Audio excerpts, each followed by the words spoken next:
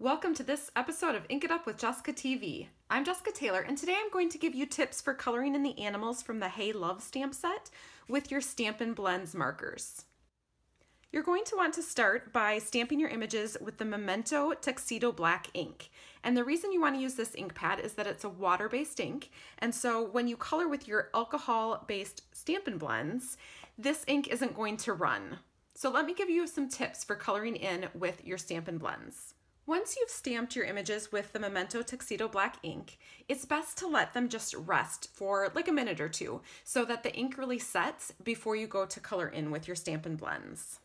The Stampin Blends come in a variety of colors, and most of them have a light and a dark so that you can get a combo pack. This is Lovely Lipstick, the lighter shade, and the darker shade. Often when you're using the Stampin Blends, you're going to want to use both shades together, but when I'm coloring in these animals, I'll show you what I found that sometimes it's best to only use one shade of the Stampin Blends to color. Let me show you what I mean. So for this skunk here, these are the color of Stampin Blends I have. I don't have a black Stampin Blend, so when I color in my skunk, I need to think about what I'm going to use. And I decided to use the darkest, the dark Smoky Slate Stampin Blend. And there's different points on the Stampin Blends. One is a brush tip and one is a bullet tip. Now usually I use the brush tip, but I found for this, when I was coloring in my skunk, that the bullet point was darker than the brush point. So even though this is Smoky Slate, this is a gray color, when I color in my skunk, it looks black. So I'm actually gonna use only the dark to color in my skunk.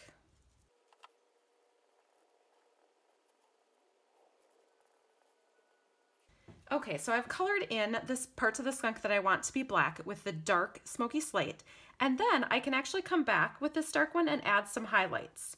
So even though I'm using the same shade, it will still look a little bit darker if I go over it again.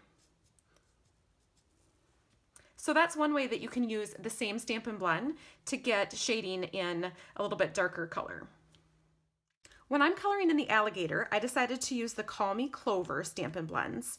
So there's the light and the dark, and I have found that it works best to start with the light. I just like the way that it blends when I start with the light first and just color the whole alligator in. You'll find that if you work in small sections too, if you're coloring in something bigger, the Stampin' Blends blend best when they're fresh. So don't give them time to dry before you add the second color.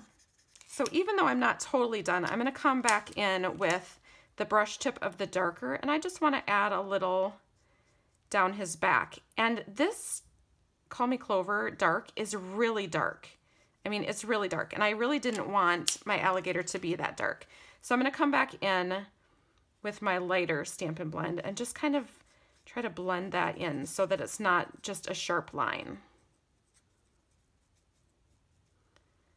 And then again, even though I colored this whole thing in with the light one, if I come back and just do some highlights with the light, you can see I almost like that better than the dark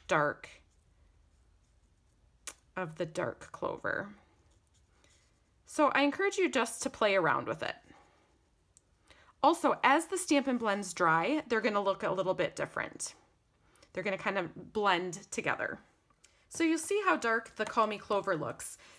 For the ape, I used the Smoky Slate, and I did use both the light and the dark. Once again, I'm gonna start with the light, and I like the brush tip. And on this, I'm gonna actually just start with his head and do that first. Color all in with the light. And then I'm gonna come back with the dark and kind of shade in where I think it would be a little bit darker on his face. Maybe where the shadows would fall. And you can see that the Smoky Slate blends in a lot better than the Call Me Clover. I just happened to open up the bullet tip this time. It does say on, the outside here, and you'll see I really do think that the bullet point is darker than the brush point. Okay, so I'm pretty happy with his face now. So now I'm gonna go ahead and color in his body. And I'll probably just do one side at a time because again, the quicker you can get in there with the second shade of Stampin' Blend, the better blend you're gonna get. The more the colors are gonna kind of run together and be more of a shading. So I like to go light, dark, and then light again to kind of do some shading. And then I'll go ahead and color the other side of his body.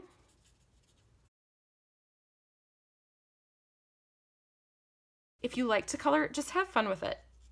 Don't rush yourself. Just have fun with it.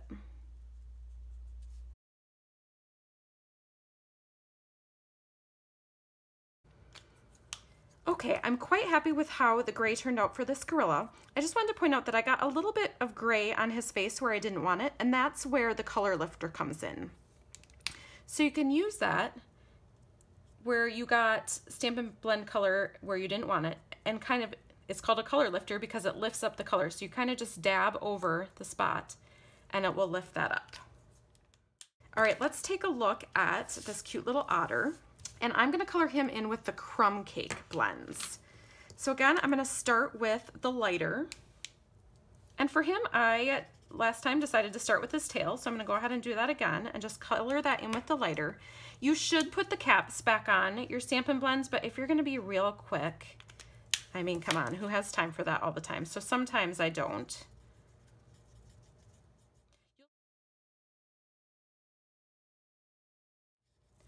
All right, so I've got the whole thing colored in with the lighter. I'm gonna come back and add a little bit of shading.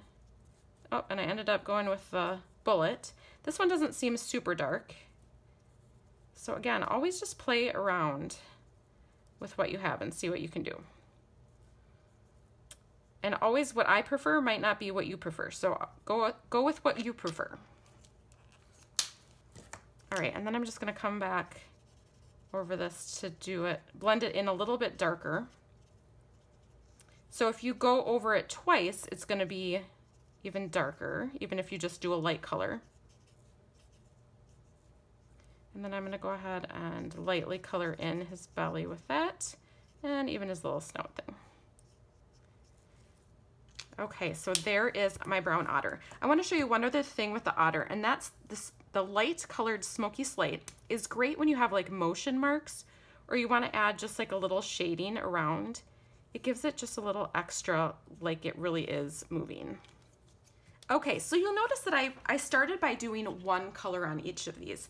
And that's because if you have pieces that overlap where you're going to be using two colors, you want to make sure that one color has really had a chance to dry first, because if you come back in with a second color and it touches what you just did, like if I wanted to come back with green next to this brown, they might blend together, and I don't want that to happen in this instance. So I kind of let them dry, and then I would come back with my next color.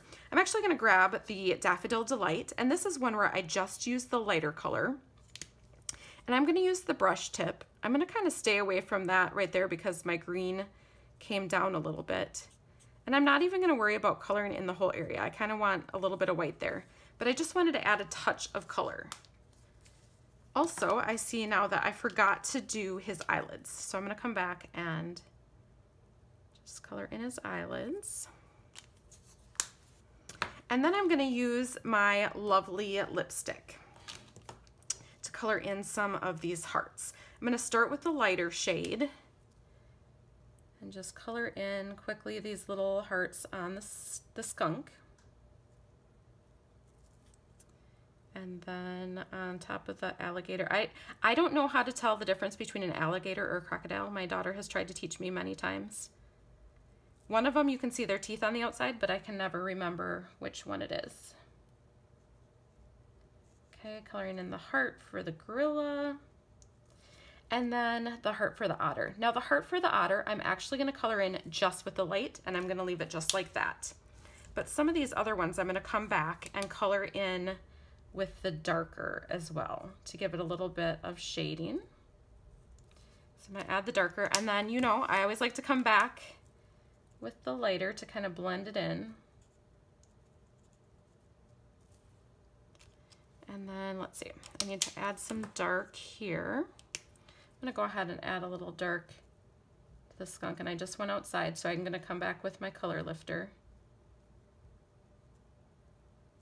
Okay, so I didn't color in the full thing with the dark there, I just colored in like half the heart.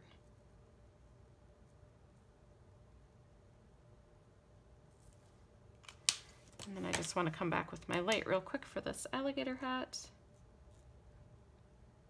Often when I'm coloring too, I'll turn the image that I'm coloring so that it's not in an awkward angle. So let me go ahead and come back and remove that extra red. And then you want to let this dry because this color lifter is a little bit wet, so just let that dry before you go on to do something else. Okay, so I hope those coloring tips with the Stampin' Blends helped you if you want to color in your animals from the Hey Love stamp set and make some really cute Valentines. Of course, these don't have to be just for Valentine's Day. You could easily add happy birthday or any other greeting on these. Thanks so much for watching, and I do hope you'll give these techniques a try.